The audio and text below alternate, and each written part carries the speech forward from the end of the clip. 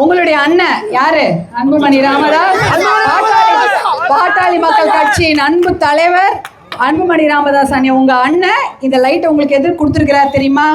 எதுக்கு கொடுத்துருக்காருன்னா சேஃப்டி. இந்த வழியா நான் வரேன், லைட்டே கிடையாது இல்லையா? ரோட்ல லைட் இருக்கா? இல்ல. வழி ஃபுல்லா அத்தனை கிராமம் இருக்குது, ஆனா நுளம்பூருக்கு மட்டும் கொடுத்துருக்குறாங்க. எதுக்காக? நம்மளுடைய பெண்கள் குழந்தைங்களுக்கு பாதுகாப்பு வேணும் என்பதற்காக கொடுத்துருக்குறாங்க. இதை யோசிச்சு தான் எல்லாமே செய்யறது. 108 ஆம்புலன்ஸ் எதுக்கு விட்டுருக்காங்க? நம்முடைய பெண்களுக்காக தான்.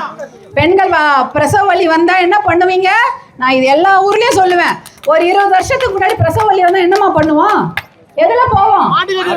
மாட்டு வண்டி, பைக்கு, 2 வீலரு, சைக்கிள், அதுல தானே போவோம். இப்ப என்ன பண்றீங்க? 108. யாருக்காக? நம்மளுடைய பெண்களுக்காகவும் குழந்தைகளுக்காகவும். அடிபட்டா உடனே போன் பண்ணணும், வலி எடுத்தா உடனே போன் பண்ணணும். எதுக்காகவுமே அவசரத்துக்கு ஒரு ஆம்புலன்ஸ் வேணும்ன்றதுக்காக விட்டாங்க. ஆனா அவர் மந்திரியா இருந்து முடிஞ்சு அதுக்கப்புறமே 10-15 வருஷம் ஆயிடுச்சு. இன்னும் அந்த திட்டம் ஓடிக்கொண்டிருக்கிறது.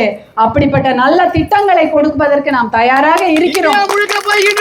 இந்தியா முழுக்க போயின்னு இருக்கு அந்த திட்டங்கள். இந்த மாதிரி நல்ல திட்டங்களை கிராமங்களுக்கும் தமிழ்நாட்டுக்கும் தர நாம் தயாராக இருக்கிறோம். அதற்கு நம்ம எல்லாம் ஒற்றுமையாக உழைக்க வேண்டும்.